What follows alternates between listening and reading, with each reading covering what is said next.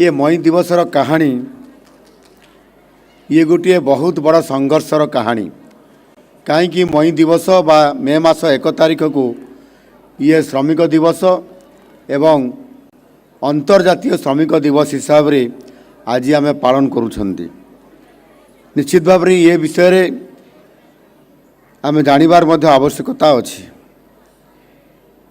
ये संघर्ष आरंभ होइतिला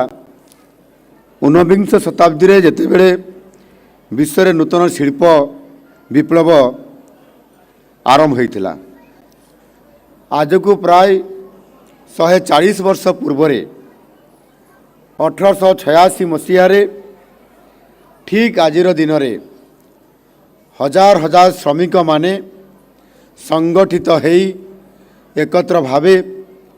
प्रथमे विश्वर सबुठारु आज जहाँ आम शक्तिशाली राष्ट्र बोली कहउछंती अमेरिका से अमेरिकार चिकागो सहर रे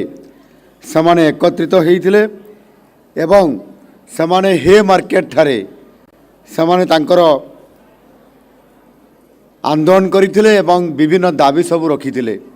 ये दाबी सब कौन थिला ना ये दाबी थिला जे समाने दैनिक 8 घंटा कार्य करिवे एवं दैनिक 8 घंटा विनोद करिवे एवं आउ 8 घंटा निद्रा जीवे। ये प्रकार तांकर जो दाबी थिला ये दाबी को लेकर समाने आंदोलन करथिले एवं समाने सरकार को निकट रे निजर दाबी रखिथिले। किंतु सेते बेले सरकार तांकर ये दाबी को न्यायोचित भाव में गुरुत्व न देई एवं से श्रमिक मानकु समाने दंगाकारी आंदोलनकारी सरकारी विरोधी भाव अभिहित करी सेते बेले सरकार समान को दमन लीला जो करथिले जहाँ फल कि बहु संख्यार श्रमिक माने मध्य समानकर मृत्यु होइतिला। श्रमिक मानकर एही न्याय्य दाबी को ग्रहण करी परवर्ती काल में श्रमिकंकर स्मृति रे सरकार या को ग्रहण करथिले एवं मई मास 1 तारिख को अर्थात आजिर दिन को एक सरकारी छुट्टी दिन हिसाब रे घोषणा करने सहित से दिन घोषणा करथिला अमेरिका जे यही दिन को सारा विश्व रे एक अंतर्जातीय श्रम दिवस हिसाब रे ताकू घोषणा करा जाउछि। एवं आज राज्य आम सरकार श्रम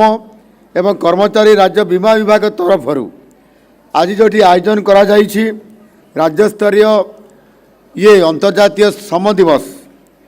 आज आपण माने बहु संख्यार एटी उपस्थित अछंती। एणु निश्चित भाव में मुझे समस्त को आउ थे शुभेच्छा अभिनंदन देवा सहित निश्चित भाव में मुझे सहित आज ये मिसबार जो गोटे सुजोग पाइली से अत्यंत आनंदित। श्रमिक समाज सभ्यतार निर्माता एवं प्रकृत में से हूँ आमर कारीगर सेमानंकर अक्लांत परिश्रम और त्याग आम राज्य तथा आम देश आज आग को बढ़िबारे निर्माण हबारे आज लगी सेमाने आमर प्रगतिर सारथी। आमे जो बड़ बड़ आज ये भुवनेश्वर सहर रे कटक सहर रे एवं देशर विभिन्न बड़ बड़ सहर रे आमे जो बड़ बड़ अट्टालिका कारखाना एवं सुंदर सुंदर रास्ता घाट पोलो विभिन्न प्रकार प्रकल्प देखुचु से सबु पछरे रही आम श्रमिक समाजर अक्लांत परिश्रम एवं समानंकर समर्पण।